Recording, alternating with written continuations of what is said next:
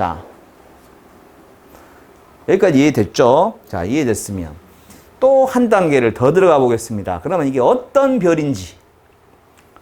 별은 별인데 어떤 별인지. 저 별은 나의 별인지 아니면 어떤 별인지를 한번 봅시다.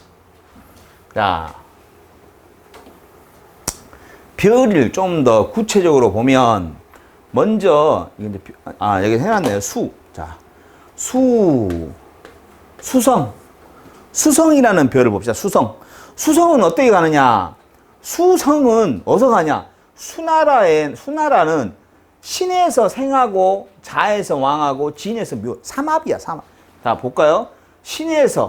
신금에서 수나라 성은 자라기 시작 태어나서 자에서 왕하고 진에서 묘에 들어가. 이게 삼합이야. 자, 볼까요? 나머지는 순서대로 써주면 돼. 신금 다음에 유금, 신유, 술, 해, 자, 축, 임묘진, 사오미로 하잖아. 신에서 생하고, 유에서 목욕하고, 술에서 관대하고, 해에서 걸록하고, 자에서 왕하고,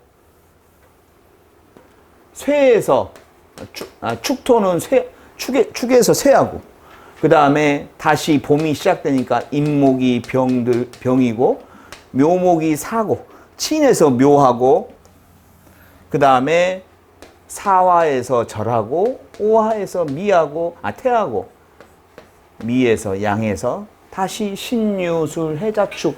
이 12개의 지지를 이 수나라는 별이 이렇게 힘을 어디에서는 세다, 어디에서는 힘이 없다, 이런 게 딱 보여지죠. 수별은 그 앞에 가을부터 기운이 시작돼서, 왜냐하면 씨를 뿌리니까 여기서 가을부터 시작을 해서 겨울에 가장 왕하고, 그 겨울을 지나니까 점점 힘이 빠지기 시작해서 다음 여름 계절에는 이게 잘 안 보이는 데서 또 준비를 하고 있죠. 이게 수별이고, 다음 되게 쉽죠. 이제 되게 쉽죠. 이게 쉬운데 이것을 무시하니까 나중에 가서 못 써본다. 자, 이제는 금성을 봅시다. 금성은 사에서 장생하고, 또 유에서 왕하고, 그 다음에 축에서 묘에 묻힌다. 사유축, 삼합이야, 삼합축. 따라가 볼까요? 4월 다음에 5월 다음에 미월 다음에 신월, 그 다음에 신유술 가을 가고, 그 다음에 겨울 해자축을 가고, 그 다음에 봄이 또 임묘진이 가는데, 여름에 사화에서 얘가 장생 태어나서 여름과 가을에 힘이 짱짱해진 다음에 다시 겨울에 힘이 점점 빠지기 시작해서 봄에 다시 준비를 해가지고 또 여름을 열고, 이렇게. 금성. 다 써보셔야 됩니다. 나 저 설명 들으니까 다 할 것 같아. 넘어가지 말고 자기가 또 직접 한번 써보셔야 돼요. 자, 그 다음에 재미난 별이 또 화죠. 화. 자, 화하고 토는 같이 간다. 화토 같이 간다. 화토 같다. 여러분들이 이 토를 자꾸 무시하는데, 토 무시하면 안 됩니다. 토가 지지 중에, 22간지 중에 토가 제일 많죠. 토 무시하지 마세요. 토 성질냅니다. 얘는 변화도 많아요. 예민한 토니까. 자, 먼저 이 화하면 여러분들 태양을 생각하면 돼요. 태양. 한번 제가 볼까요? 자연의 모습으로. 태양은 인시에 동이 트기 시작하고, 태양이 이제 동 트기 시작하고, 그 다음에 묘시에 태양이 좀 더 솟아나서, 그 다음에 진시에 사람들이 막 일을 준비하고, 사시에 일을 벌려서, 오시에 태양은 중천에 뜨고, 정오. 그 다음에 미시에 태양이 다시 이제 서쪽으로 기울기 시작하면서, 그 다음에 신시에 병들고, 신시에 더 꺼지고, 유시에 완전히 이제 이제 서쪽 하늘로 넘어가기 전에 마지막 술시에 붉게 물들여 놓고 딱 넘어가죠. 일몰, 일출, 일몰. 딱 그거 이야기하는 거야. 일출과 일몰. 맞죠? 이게 자연의 모습이라니까요. 그리고 술시가 넘어가서 우리가 잠자기 직전에 그 잠자리 준비하는 해시는 태양은 저 멀리 반대편에 가 있고 종호는 그 다음에 다시 태어나는 거야. 그래서 이 자수는 새로운 시작을 의미해요. 동짓달을 품고 있어서 동짓달. 1년으로 보면 여기서부터 시작되는 거. 하루로도 가장 자정의 시간이지만 또 하루를 준비하는 잉태되는 시간, 잉태.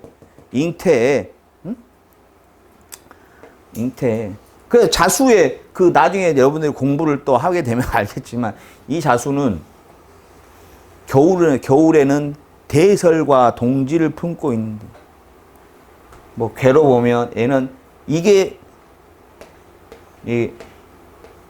일양 이 양의 기운이 이제 시작되기 시작하는 거예요.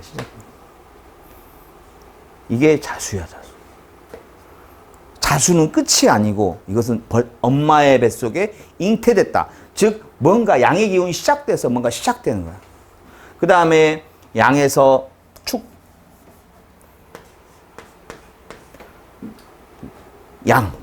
축은 뭐야? 그런 말 있죠. 어둠이 짙어가면 짙어갈수록 새벽이 가까이 와 있다. 가장 어두운 시간이면서 이제 태어나기 위한 준비 시간이에요. 엄마의 뱃속에서 10개월 자라서 이제는 본격적으로 정글 같은 이 세상에 이제 머리를 드러내는 그런 마지막 마무리 태양은 자 맞죠? 태양 화성이라고 하는 이 화성과 토성은 이렇게 인묘진, 사오미, 신유술, 해자축으로 12운을 간단 말이에요. 그 다음에 마지막으로 목성은 어떻게 가냐면 아니 이게 너 또 그런 말 하죠. 아 원장님 수업을 들을 때는 이해되는데 돌아서면 생각이 안 나서요. 그게 지극히 정상이다.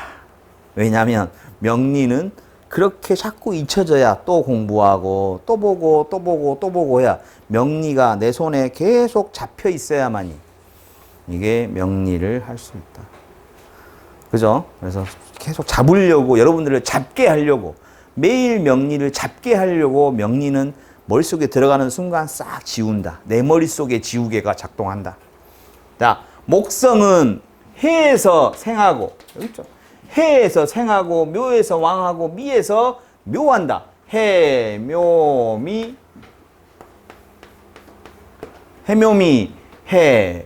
그 다음에 자에서 목욕하고 축에서 관대하고 인에서 골록하고 그 다음에 진에서 쇠하고 그 다음에 사에서 병들고 오에서 죽고 미에서 묘지에 묻히고 그 다음에 가을 신에서 절하고 유에서 태하고 그 다음에 술에서 양에 있다. 이렇게 이런 운으로 생욕, 대간, 왕세, 병사, 묘절, 태양으로 흘러간다 라는 이야기를 드리고 싶어요. 이렇게 보면 재밌죠? 12운이라는 게 뭐야? 별이, 오행이 각각 어떻게 생로병사를 가는 거. 원장님, 근데 바로 나와야지. 아니 책에는 왜 10천간 12운성이 있는데 갑자기 오행으로 이야기하세요? 바로 이걸 이야기하고자 합니다. 여러분들 책에는 10천간의 12운성을 했지만 저희 이제 사부님께서 10천간의 12운성이 일반적인 이론이라고 하면 저희가 이렇게 사부님께서는 많이 임상해보고 또 이게 많은 사람들하고 이렇게 그 얘기 나눠본 결과 많은 사람하고 얘기 나눠보지는 않았겠죠. 사부님의 임상과 또 이제 제자들이 또 이렇게 적용해본 결과 10천간의 12운성 중에서 오행의 12운성을 적용해도 큰 무리가 없다라고 해서 우리는 오행의 12운성을 쓴다. 물론 10천간 12운성을 쓰는 경우가 있습니다. 근데 그것은 이제 그 나중에 실전에서 이제 쓰면 공부를 하시면서 그게 10천간 12운성 어떻게 적용하는지가 이해됩니다. 그래서 여러분들은 이 5행의 12운성으로 기초를 딱 연마해 놓으면 됩니다. 아시겠죠? 이거 다른 말로 양천간이라고도 하죠. 양. 천간 중에서 양. 응? 천간의 12운성. 자. 여기까지 12운성을 이해하시면 되겠고요.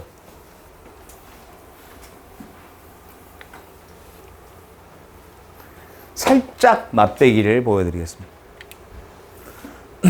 자, 이제 12운성이 어떻게 쓰여지는지를 이제 살짝 여러분들이 보면, 이것은 사실 이제 종교반에 가서 배웁니다. 그러면서 배우는데, 제가 얘기했죠. 12운성은 첫 번째가 1번은 천간이 지지에 뿌리를 보는 거고, 2번은 운이 처한 상황을 보는 거예요. 천간이 지지에 뿌리를 내리는 걸 12운성으로 보고 운이 처한 상황을 보는 거예요. 그래서 자, 예를 들면 천간에 관성이 있는데, 여러분들 돈을 좋아하니까 돈을 좋아하죠. 일반적으로는 지금 현재 대부분의 여러분들 그 핸드폰에 있는 앱은 대부분은 어떻게 되냐면 일간을 중심으로, 일간이 있어. 이렇게 사주팔자가 이렇게 일간이 있죠. 이렇게 일간이 있으면 일간을 중심으로요 이렇게 봅니다. 일간을 중심으로 연지가 어느 상태에 있냐, 월지가 어느 상태에 있냐, 일지가 어느 상태에 있냐, 시지가 어느 상태에 있냐, 이걸 따질 때 12운성을 봅니다. 근데 이것은 우리는 쓰지 않습니다. 이것은 뭐냐면 일간의 강약을 보는 거야. 일간의 강약. 일간의 강약을 보기 위해서 일간이 연지에 뭐 12운성으로 어느 상태인지, 월지에 어느 상태인지, 일지에 어느 상태인지, 시지. 근데 이것은 주로 격용론에서 일간의 신강과 신약을 자꾸 중심으로 보니까 이게 12운성을 여기다 적용을 시킨 거야. 12운성. 12운성은 제가 옛날에 한번 수업 시간에 이야기했죠. 일본의 그 1937년도 중일전쟁 때 일본에서 종군기자로 아베 다이장이라는 사람이 가서 명나라, 청나라의 많은 명리의 책들을 한 트럭을 싣고 일본으로 넘어가서 일본에서 명리를 다시 한번 재집대성을 하죠. 일본의 어떤. 근데 이 명리를 집대성할 때 모습이 어떤 모습이냐면 일본이라는 나라가 굉장히 음침해. 왜냐하면 원폭 맞고, 막 그 2차 대전 패전하고 굉장히 이 주변 생활이 너무 슬퍼. 삶과 죽음에서 기쁜 얘기보다는 슬픈 얘기가 많아. 근데 어찌됐든 이 명리는 자연 속에서 인간의 어떤 모습들이 다 믹스된 그런 식으로 학문이 발달되다 보니까 이 아베 다이장이라는 사람이 일본에 가서 추명학이라는 이 학문을 만들어낸.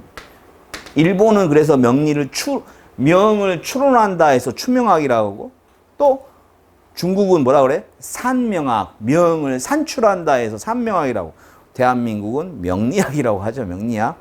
근데 이 추명학을, 이론을 일본에 가서 많이 만들어가지고 이때 추명학에서 많이 부각된 분야가 있어. 그게 뭐야? 그게 바로 12운성이야. 12운성이 추명학에서 굉장히 많이 부각되죠. 이게 이제 우리 대한민국에 또 건너와. 중국에서 건너오고, 일본에서도 건너오고, 그러다 보니까 이게 굉장히 입김이 세다 보니까 이 12운성이라는 게 분위기가 어때요? 좀 약간 칙칙해. 분위기가 별로. 근데 우리 인간의 이 삶이라는 게요, 어떻게 보면 신의 축복의 결과물로 인간이 이 세상을 살고 있는데, 과연 우리의 운명이 늘 칙칙하기만 하면 안 되겠죠. 근데 이게 그 보이지 않는 사회 문화적인 어떤 사회 문화적인 그런 배경 속에 그 윤곽들이 이 12운성에 묻어 들어가서 그대로 우리나라로 들어오다 보니까 일간 중심으로 연월 일시를 강약을 보면서 이게 어떤 형태를 띠고 있으면 어떻다더라 막 이런 해설이 많이 나오는데 이것도 굉장히 칙칙하고 많아. 하여튼 이것도 문제가 좀 있는데 이것도 문제가 좀 이렇게 여기에다 12운성을 적용하는 것도 문제가 있는데 이걸 적용하는 것도 어떻다? 굉장히 사회적인 그런 배경들이 많이 들어와 있어. 어두워. 근데 여러분들 걱정 안 해도 돼. 우리는 이걸 안 써. 안 쓴다. 우리는 뭘 쓰냐? 천간이 지지에 뿌리를 낸단 말은 일간을 빼고 나머지 천간이 하나, 둘, 세 개가 있잖아. 그 중에 하나가 예를 들면 내가 천간에 어떤 글자가 재성이라고 쓰는데 재성이 뭐예요? 바로 이건 다음 시간에 내가 살짝 맛배기를 해드리는 거야. 다음 시간에 육친 이야기를 해드릴 건데 이걸 재성으로 쓰는데 이게 어디에다가 뿌리를 지지에다가 뿌리를 내릴 때 12운성으로 천간과 지지의 관계를 살핀다. 자, 이게 만약에 이게 금이라면 금이라고 하면 지지가 이 넷 중에 어디 하나라도 아까 어디에 들어가면 좋을까요? 굿에 들어가면 좋아. 굿. 어느 한 곳이라도 굿이 있으면 굿이야. 이해되십니까? 어느 한 곳이라도 굿. 이런 거. 이러면 뭐가 된다? 남들이 봐줄 만한 돈주머니. 이게 뭐냐면 그림으로 그리면 집이 쫙 있어. 집에 돈주머니를 이렇게 했어. 근데 얼마나 돈이 사이즈가 큰지 담장 밖으로 보여. 그러니까 집에 워낙 그림을 못 그리죠. 이게 사람이 지나가는 사람이 딱 볼 때 우와 담장 밖으로도 돈주머니가 딱 보이는 모습. 이거 뭐라 그래? 남들이 봐줄 만한 돈주머니라고 하죠. 이런 상태가 만들려면 뭐가 해야 된다? 뿌리가 내려와야 남들이 바라봐줄 만한 뿌리가 있는. 이런 거 할 때 보는 거고. 운이 처한 상황은 뭐냐면 만약 예를 들면 돈운이 어떤데? 나의 돈운이 어떤데? 근데 나의 돈운은 이게 별로 뭐냐 이거야, 별로. 만약에 돈이 금이야. 나한테 금이다라고 하면 금성이 어떻게 간다고요? 금성이 어떻게 간다고? 기억나요? 금성은 어떻게 간다고? 사에서 생하고 유에서 왕하고 축에서 묘해. 사에서 왕하고 사에서 생하고 유에서 왕하고 축에서 묘에 묻히죠. 그럼 2019년도는 뭐예요? 2019년은 기해년이잖아. 기해년. 해는 어디에 있어? 하나, 둘, 세 개. 2019년도는 이 사람은 돈운이 어떻다? 병지에 있네. 내년도는 경자년은 사지에 가고, 신축년은 묘지에 들어가 버리고, 그 다음에 이민년은 절지에 있고, 사묘절은 엄청 힘들다고 하던데, 그러면 돈운이 앞으로 좀 몇 년간 힘들라나? 이렇게 했습니다. 물론 이것만 보는 게 아니죠. 여러 가지를 봐야 돼. 사주팔자도 봐야 되고, 타고난 명, 타고난 복이 있냐 없냐, 대운은 어떻게 됐냐, 세운 다 봐야 되는데, 예를 들면 세운으로 내가 2019년도로 운을 상태를 봤더니 이 사람한테 돈을 급으로 쓰는데 그 사람의 운은 지금 현재 여기에 있다. 이런 거 전부 다 언제 배운다? 정규반에 가시면 이제 이런 것들, 다양한 것들을 배우게 됩니다. 그러면 이제 딱 사주팔자를 딱 놓고 지금 딱 대비하면 현재 대운에서 어느 상태, 세운에서 어느 상태, 언제부터 언제까지는 장밋빛이고, 언제부터 언제까지는 좀 힘들 수도 있고, 언제부터 언제까지는 어떻고, 막 이런 것들을 다 복잡하게 볼 수 있는. 그 기본의 출발이 뭐다? 12운성이다. 자, 오늘 이렇게 이렇게 지장강과 12운성 두 개의 테마를 배웠죠. 재밌지 않아요? 나는 이거 지장간 12운성을 배울 때, 야, 저런 게 있구나. 오묘하구나 했는데, 여러분들은 별로 얼굴 표정이 감흥이 없다 보니까, 내가 보니까 저게 뭔 소리인고 하는 것 같아요. 네, 어쨌든 간에 이 지장간과 12운성은 4주차 음양오행 청간지지를 마무리하고 이제 후반부에 와서 음양오행 청간지지 이 22간지를 이제 확장된 영역으로 와서 첫 번째 응용 기초죠. 응용 기초. 응용 기초 첫 번째로 지장간과 12운성은 뭐다? 지지의 삼합의 연속이야. 삼합.